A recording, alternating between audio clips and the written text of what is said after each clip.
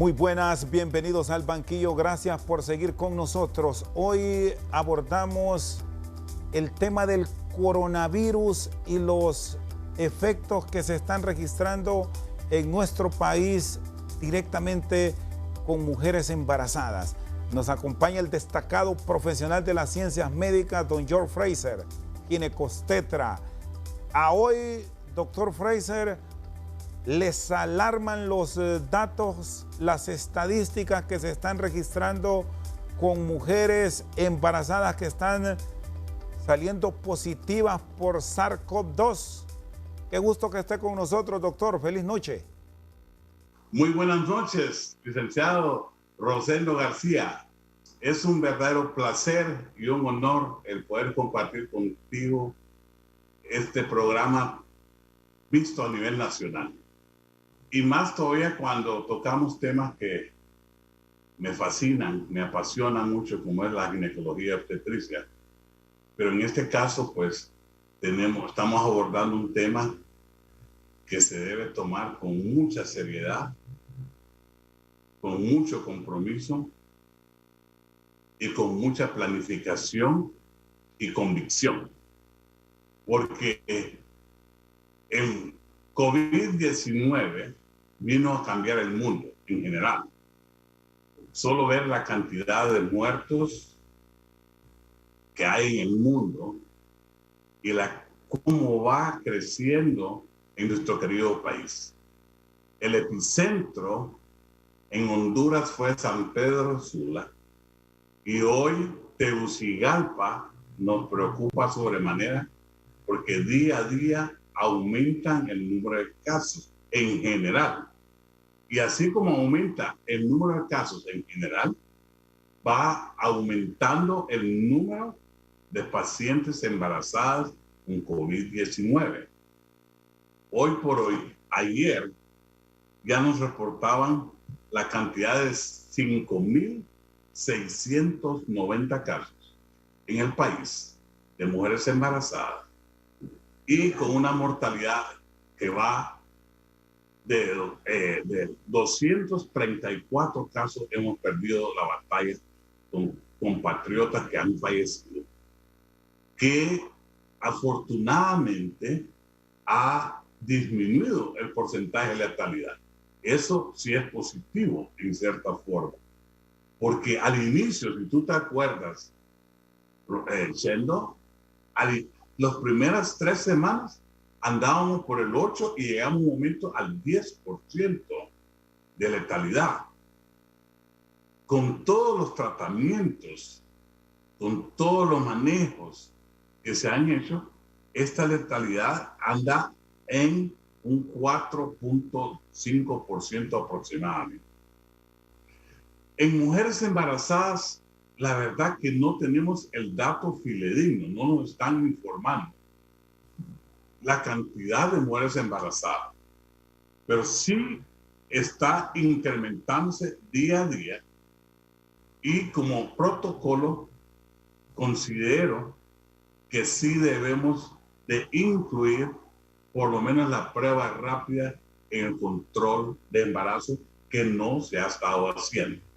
Lógicamente nosotros solo lo estamos haciendo en pacientes con sospecha o que tengan los síntomas ya de por sí que ya conoce toda la población, que son la falta de apetito, la fiebre sin poder determinar la causa, la cefalea, el malestar general, entonces tos o gripe.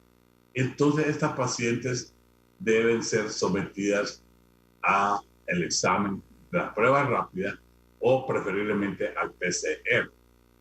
El manejo de estas pacientes es la mortalidad en las embarazadas ha sido sumamente baja porque ha habido pocos casos.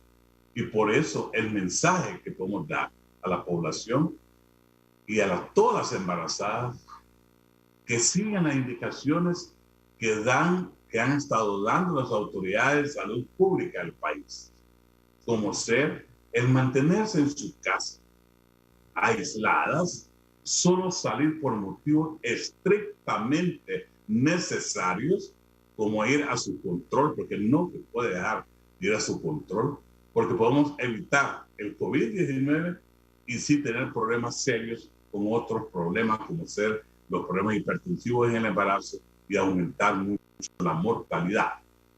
Entonces, lavarse muy bien las manos y ante cualquier síntoma de los que mencionamos, abocarse inmediatamente al centro de salud o a la clínica o al médico que la está viendo para poder hacer el diagnóstico muy temprano.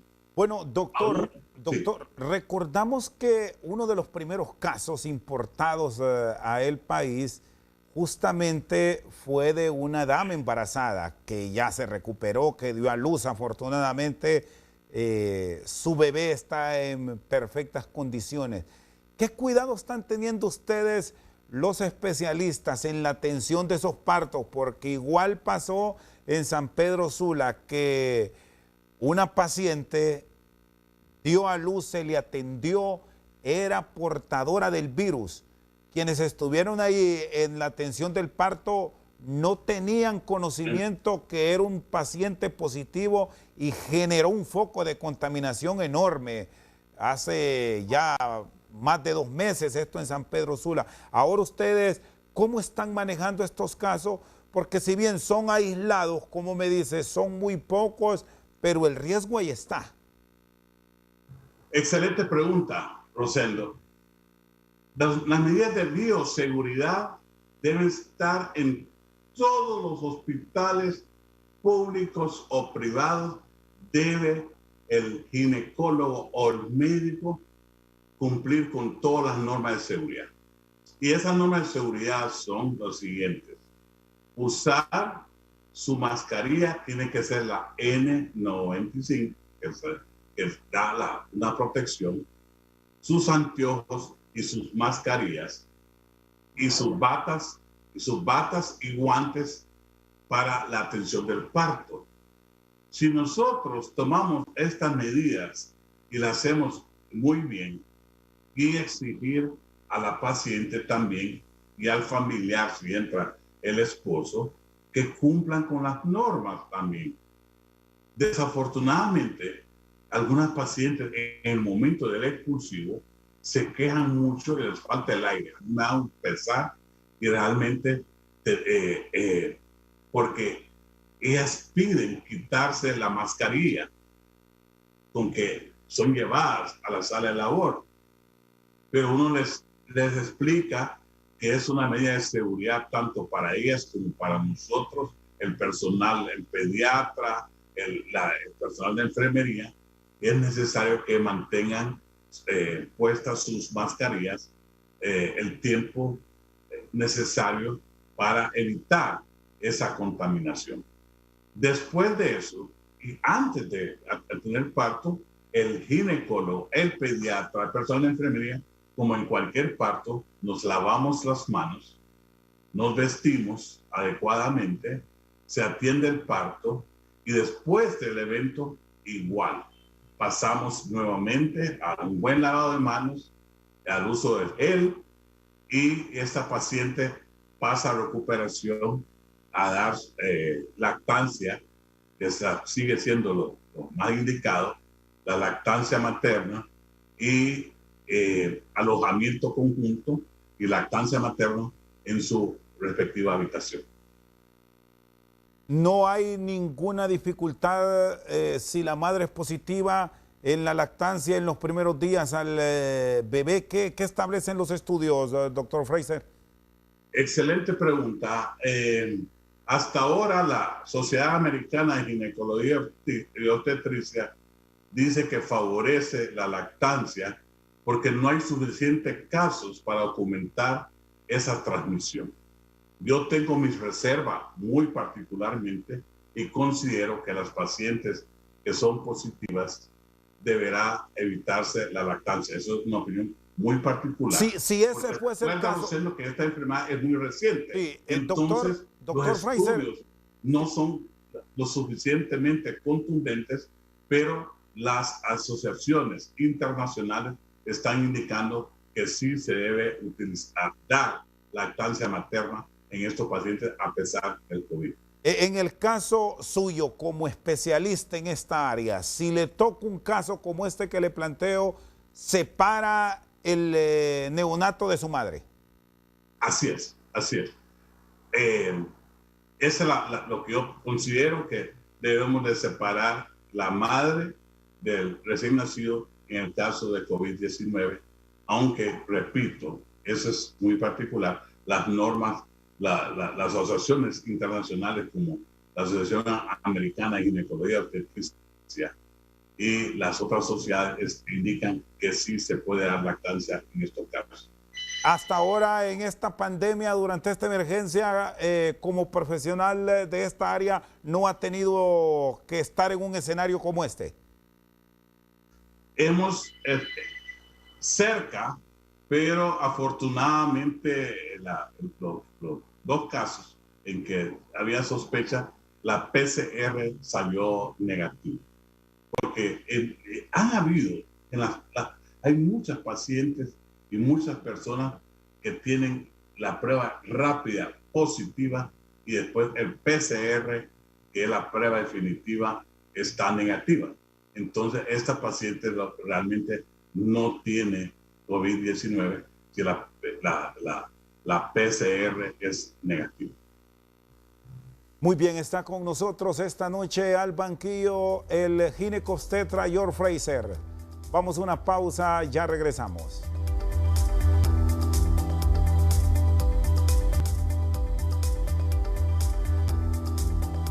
Seguimos al banquillo con el ginecobstetra George Fraser. Me dice, doctor, que lo ideal es mantenerse en casa y ha sido la recomendación universal de los especialistas. Pero hay obligaciones que nos hacen salir. En el caso de las mujeres embarazadas, visitar a su médico de cabecera. El consumo de ciertos medicamentos que son indispensables. No se tienen por qué suspender bajo ninguna circunstancia en este momento. De ninguna manera. Póngale que el control prenatal de una paciente, aún en esta pandemia, debe recibir todos los medicamentos que requiere un buen control del embarazo. Eso implica su vitamina prenatal, su ácido fólico. Pongamos el escenario, una paciente hipertensa, pues ella toma su alfa-metildopa para la presión, debe seguirla tomando, y si necesita inclusive las pacientes que sospechamos que puede ser preeclampsia, seguirá tomando su cardioaspirina y todos sus medicamentos necesarios.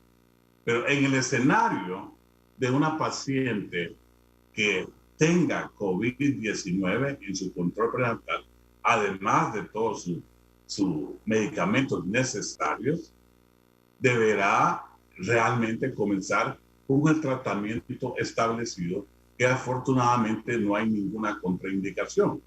Que de paso yo sí estoy partidario y quiero felicitar a los colegas hondureños que no han inventado el agua caliente, pero sí han hecho un trabajo muy importante y que debe ser motivo de orgullo nuestro, de que lo que han hecho es conjuntar una serie de medicamentos que han sido usados a través de muchos tiempos a nivel mundial y han creado lo que conocemos como maíz para que la gente lo entienda muy fácil. Entonces, aún en la embarazada, una embarazada con COVID-19 deberá utilizar el microdacin en su enjuague diario, su acitromicina, que no hay una contraindicación en esto. Tampoco la ivermectina está contraindicada, una sola dosis, casi siempre son el 60 miligramos, se toman 2 tabletas normalmente, o excepto lo que estamos, si una mujer muy que sobrepasa cierto nivel de peso, necesita 3 de una sola toma.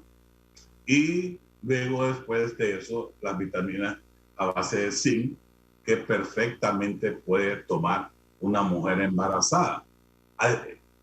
Sí se recomienda que mucho líquido, una alimentación muy balanceada le puede ayudar mucho a esta mujer en su control prenatal hasta llegar al final del mismo. Este es un punto clave, doctor, sí. Este es un punto fundamental por estos protocolos que se han creado. Y ya que usted lo pone en discusión, se puede consumir por una mujer embarazada, pero con la guía del especialista, del médico, no la automedicación que ahora con este mundo de las redes sociales pues se ha vuelto un boom y todo el mundo piensa en función que si consume estos medicamentos es que ya se salvó. Sí, es que es lógico el temor, el pánico que ha causado la enfermedad es muy peligroso. Yo le recomiendo a cualquier paciente que tenga COVID-19 que debe abocarse al médico, porque cada caso es diferente, pero debe, en la medida que recibe el tratamiento en forma oportuna y precoz, va a dar mejores resultados. Eso es definitivo. Y se ha visto con hechos, porque a mí me gusta, yo vivo de resultados en mi vida y creo que el trabajo que han hecho, no solo los médicos, sino que enfermeras, todo el personal de salud, este grupo de médicos, los periodistas, la sociedad civil, toda la sociedad contribuida ha disminuido en cierta medida esa mortalidad de la cual se esperaba que estuviera casi al doble en estos momentos.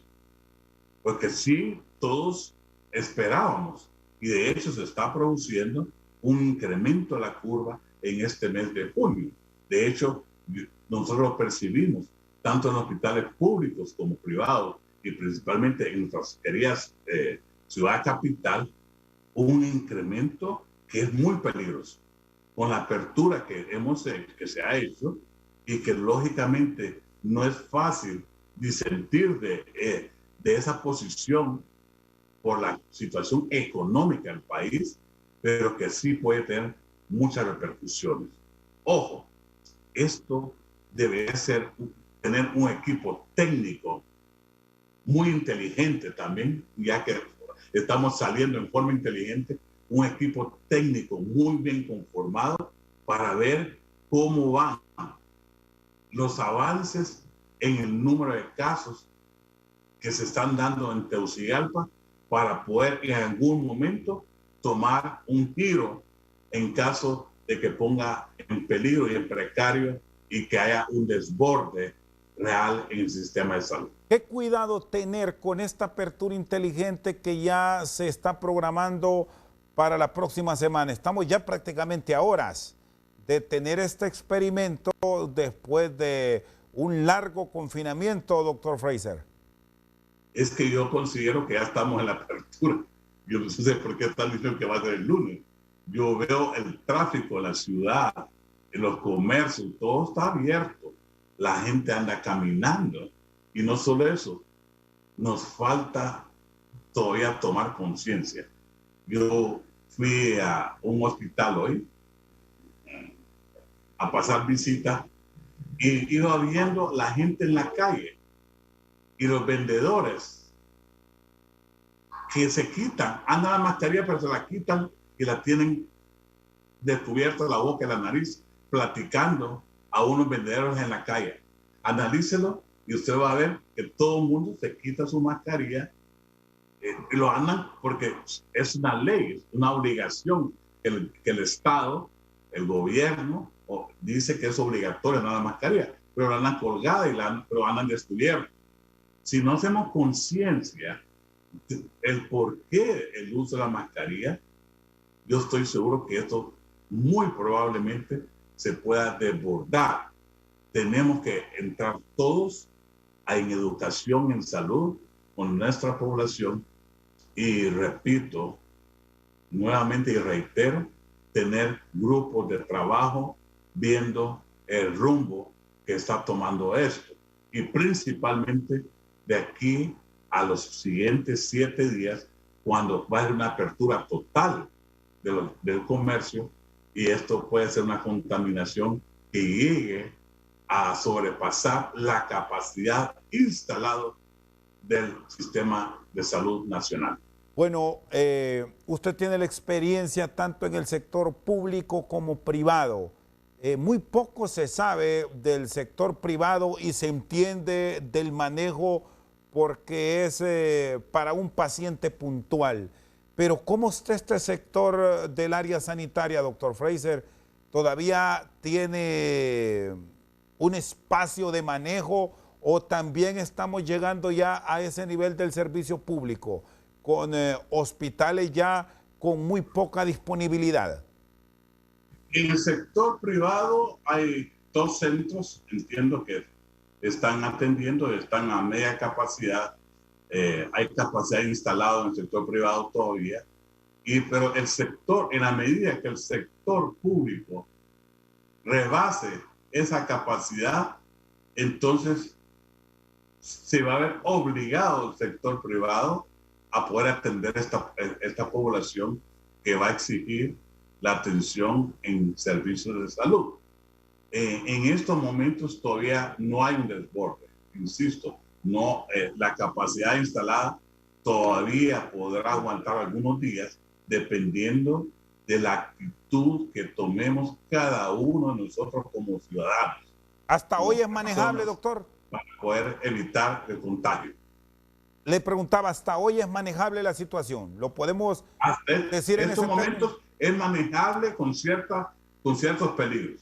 Recuerde que hay, por ejemplo, según mi entender y estoy informado, el tórax ya tiene un 80% de ocupación. Déjeme explicar. Cuando nosotros hablamos, los que hemos sido directores de hospitales públicos y privados, cuando hablamos de 80% de ocupación, está casi al tope. Ese es lo ideal. La capacidad instalada 80. Ya 90 estamos sobrepasando nuestra capacidad para poder atender de la mejor manera a nuestros pacientes. Donde ya estamos en 90% casi llenos. Entonces, el tórax está en 80. Tengo entendido que el seguro anda por 65, 70%. Ojo, ya está llegando a ese 80% y el hospital escuela anda casi igual. Quiere decir, el Hospital María, desconozco los datos, pero sí me entrevisté con una que trabaja ahí y me dice que está bastante lleno. Entonces, lo peligroso es la apertura total de la capital, donde en días, porque esta enfermedad es traicionera, en días puede llegar a rebasar esa capacidad en estos centros y tendrán que comenzar a mover estos pacientes a algunos centros que tienen para casos mínimos. Inclusive, sí, el gobierno ha hecho esfuerzos y ha traído algunos ventiladores y todo lo demás, pero no tienen la suficiente capacidad, no tienen el personal médico entrenado, porque el entubar, tú no puedes contratar cualquier médico para ir a entubar a un paciente y manejar un paciente críticamente enfermo. Eso estamos hablando de intensivistas, que tenemos muy pocos médicos especialistas en cuidados intensivos, o internistas, especialistas en medicina interna o neumología, que también manejan muy bien estos casos. La capacidad del personal, la cantidad de personal capacitado no es lo suficiente para poder atender cuando sobrepase la capacidad instalada del sector salud. Muy bien, está con nosotros esta noche al banquillo el doctor George Fraser. Vamos a una pausa y ya regresamos.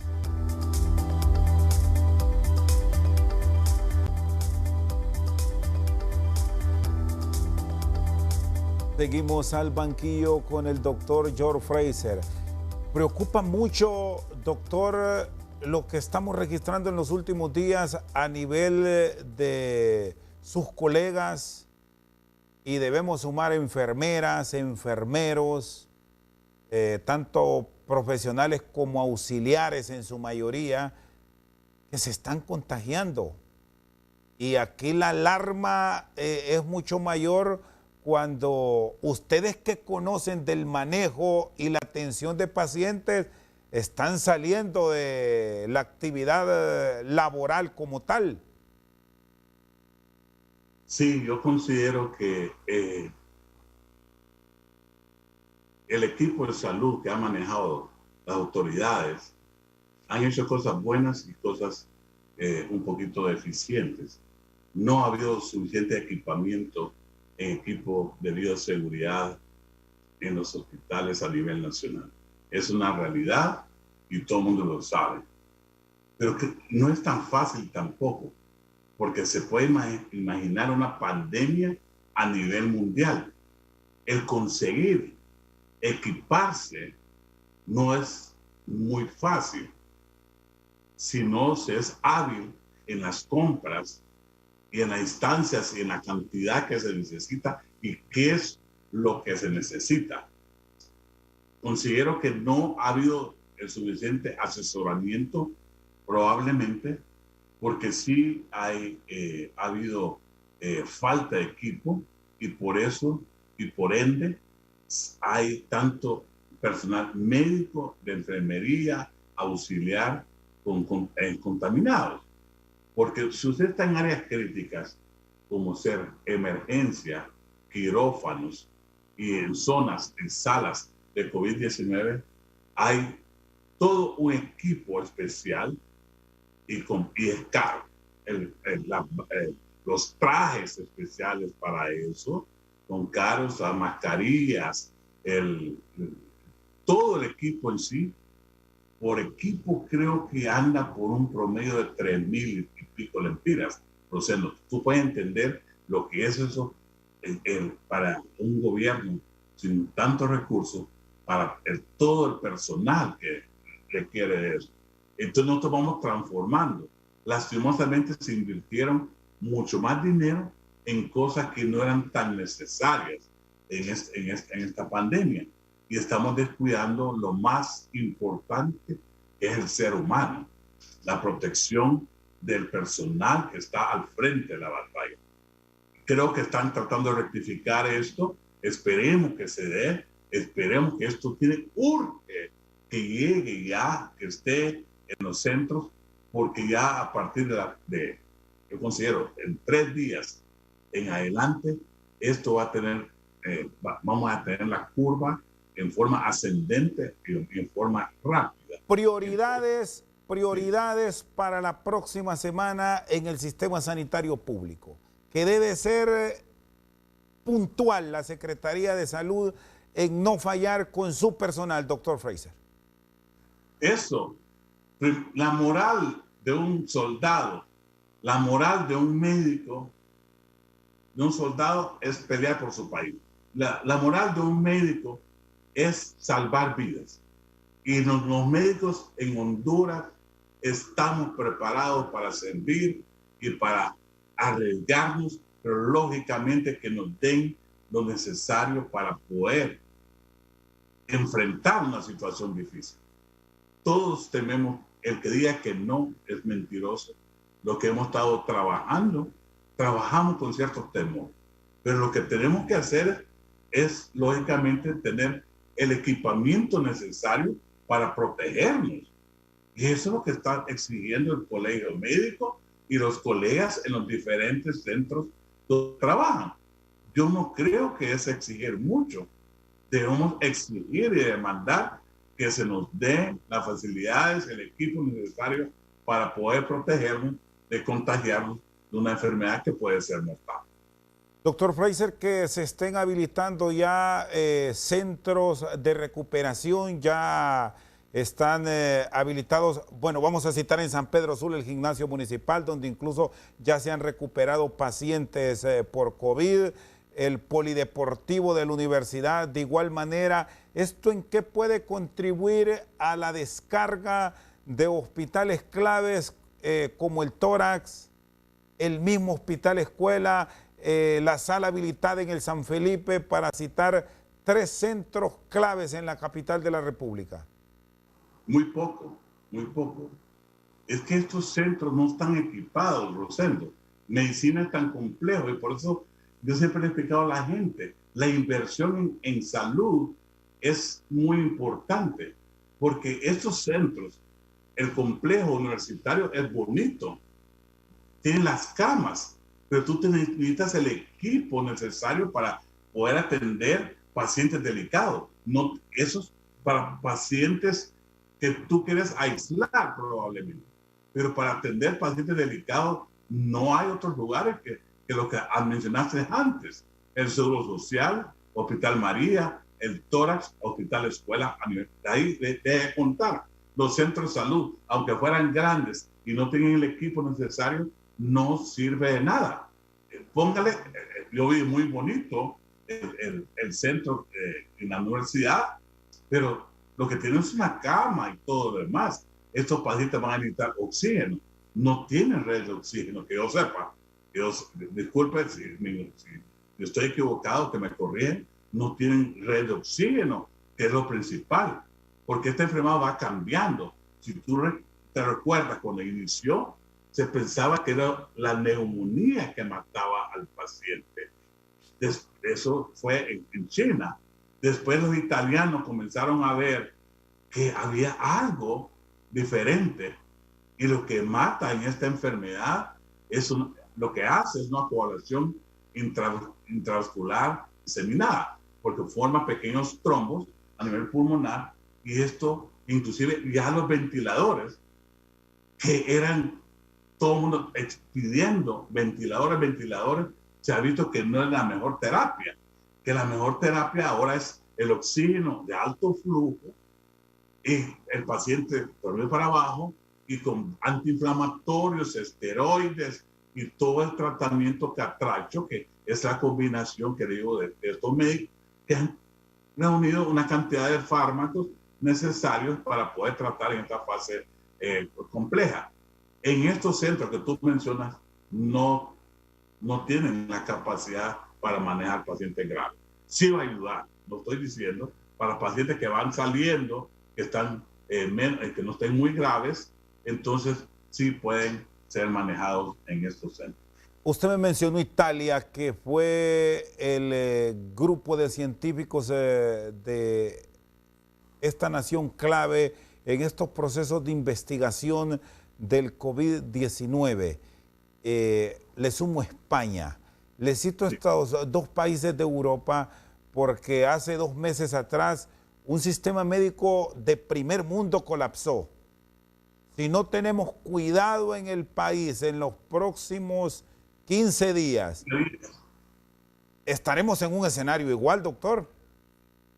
Eso es lo que ya me entendiste, es lo que te quería decir, que si no, nosotros no tenemos un control y estemos midiendo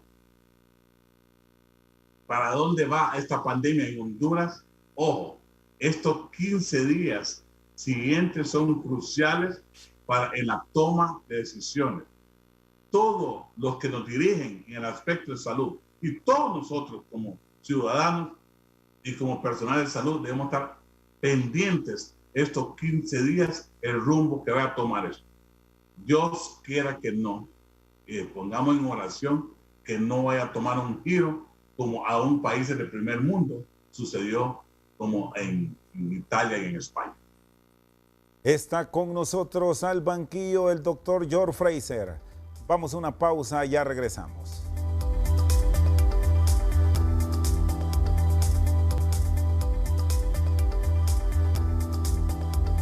Seguimos al banquillo con el doctor George Fraser, ginecobstetra. Doctor, ¿hay riesgo en el feto si su madre se contagia de COVID-19? ¿Qué establecen los estudios? ¿Qué saben ustedes hasta ahora sobre una enfermedad que debemos decir cada día nos va dejando nuevas lecciones? Excelente pregunta. Todavía los estudios a nivel mundial no hay casos de infección cruzada de madre a niño. Hay un caso reportado que todavía está en estudio que se dio en China, pero que no tiene suficiente sustento científico para decir que fue así, porque todas las otras investigaciones, imagínense la cantidad de casos en el resto de China, de Italia, España, Estados Unidos, no se ha visto que haya una infección cruzada de madre a hijo por COVID-19. ¿Cuáles son los momentos en el embarazo más críticos frente a este virus, en donde ustedes como especialistas sí le recomiendan a sus pacientes tener extremo cuidado? El primer trimestre, como en todos los embarazos. El primer trimestre es cuando ese bebé se está formando toda su estructura. Es la maravilla más grande que ha hecho Dios, la procreación, insisto. Cuando usted ve cómo se va articulando y formando de un saco gestacional, después pasa a mórula, después se va diferenciando en las tres fases del ectodermo, mesodermo, y va formando las diferentes partes del cuerpo. Entonces, en ese periodo de tiempo, los 3 meses, es cuando más debe cuidarse la paciente. Cuando ya el bebé ya tiene 6, 7, 8 meses, pues es mucho menos los problemas, aunque debe evitarse en todo el embarazo. Pero en ese primer trimestre es cuando más problemas se pueden dar, inclusive se ha visto los problemas de tubo neural, de hidrocefalia, problemas de tubo digestivo. Así que es cuando más debe cuidarse una paciente. Doctor Fraser, en esta pandemia se volvió común la telemedicina, en este caso que sería lo directo para usted, el teletrabajo. Bueno, ahora mismo estamos con ese sistema, usted está muy distante en su consultorio y mantenemos este diálogo. La inquietud que se plantean, dado que las mujeres embarazadas son de alto riesgo frente al COVID-19, ¿funciona en ese escenario la telemedicina? ¿Pueden ustedes tener un despacho para una paciente y explicarle cómo manejarse, o hay que verla, hay que tratarla personalmente, contacto directo? Yo soy de la vieja guardia y yo necesito ver a mi paciente. Yo no me veo, pues, ¿cómo puedo? Yo necesito ver cuánto pesa, cómo no. Sí le puedo preguntar, pero tengo que ver cómo está el bebé, cómo está el líquido amniótico, cómo está la placenta. Difícilmente eso, tal vez en otras especialidades médicas, se puede manejar en esa forma a la paciente. Sí es cierto que nos llaman, algunas no han ido a su consulta todos los meses y llaman por algunas cosas, 1 o 2 meses, pero manejar un control prenatal por telemedicina no lo veo, no es conveniente, porque puede estar protegiendo a la bebé contra a la madre del COVID-19 y tener otras complicaciones que también le pueden causar mucho daño a la mamá y al bebé.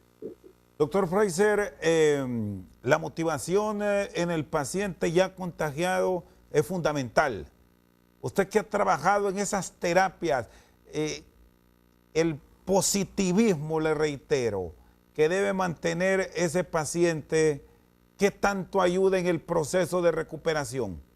Es fundamental la actitud y las maneras como le planteemos a nuestros pacientes su problemática.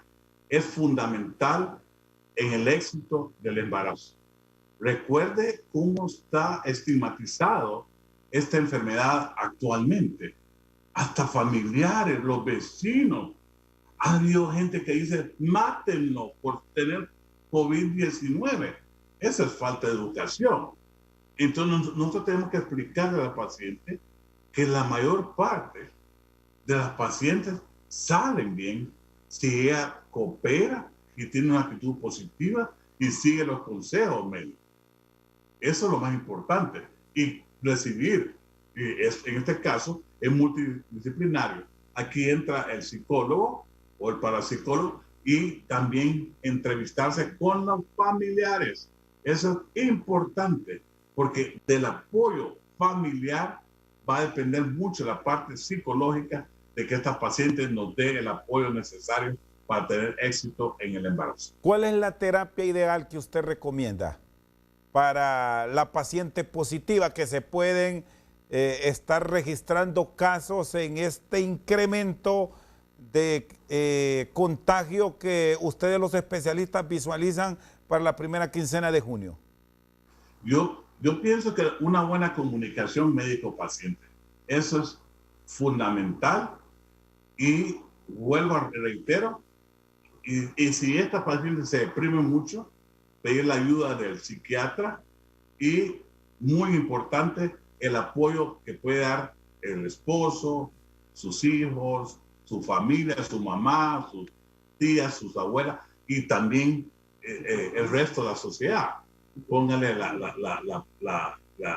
su comunidad cristiana, sus vecinos, sus amigos, toda la sociedad que le pueda dar el apoyo necesario. Somos una sociedad. Hay medicamentos, ya le mencioné que los medicamentos que tienen que tomar los medicamentos indicados por su médico. No pueden no automedicarse, pero sí recibir el tratamiento respectivo que requiere para salir del problema. Sí, doctor Fraser, somos una sociedad pobre y aún se están registrando atenciones de parto en el interior por parteras. Sí. ¿Cómo debe ser el manejo? Sabemos que hay celo, incluso en algunos profesionales de la medicina, en recomendar, en sugerir, pero esta es la realidad de Honduras. Dadas las circunstancias que vivimos con la pandemia, ¿cómo debe ser ese trato para evitar ese contagio que, a Dios gracias, hasta ahora no ha llegado fuerte al área rural? Que ahí sí puede ser de consecuencias catastróficas para la nación. Eso es importante. Yo no creo que debe haber celo. Es un trabajo en equipo. Yo tuve cuando estuve en mi servicio social en Copán, yo tuve a 32 parteras. Nos hicimos amigos, nos daba charlas los sábados, y llegó a tal fin que cuando tenían problemas con los partos, me los llevaban, los atendíamos juntos, y no debe haber. Lo que sí debe haber es mucha capacitación del personal, porque afortunadamente todavía en el área rural no hay muchos casos de COVID-19. Las parteras deberán seguir haciendo su mismo trabajo, que lo han hecho muy bien, siguen atendiendo el 45% de los partos de este país. Créanme, ¿no? Es un personal muy importante en la estructura y el esquema sanitario del país. Y yo espero, porque ya algunos años me separé del sector público, pero antes teníamos toda una estructura en cada municipio donde participaba la partera como parte integral. Yo espero que eso siga sucediendo, y con capacitaciones en los centros de salud, donde se invitan a ellas como parte del personal, tienen descuentos inclusive en una preferencia en la estructura del centro de salud. Yo creo que esto sigue sucediendo y estoy seguro que ya van a ser parte importante y están recibiendo la capacitación necesaria para atender a las pacientes con COVID-19. Doctor Fraser, le agradezco, muy gentil que nos haya acompañado al banquillo. Muchas gracias, Shendo, y un abrazo a la distancia. Perfecto, muchas gracias. El doctor George Fraser con nosotros. Bueno, hacemos uso de la mascarilla, doctor, porque con el uso de la mascarilla nos protegemos. Aquí estamos. Perfecto. Aquí estamos listos. Muy bien, con la mascarilla nos protegemos nosotros, lo protegemos a usted y se convierte en nuestro escudo para evitar que el COVID se siga propagando. Esta noche al banquillo nos ha acompañado el doctor George Fraser. Por su sintonía, muchas gracias.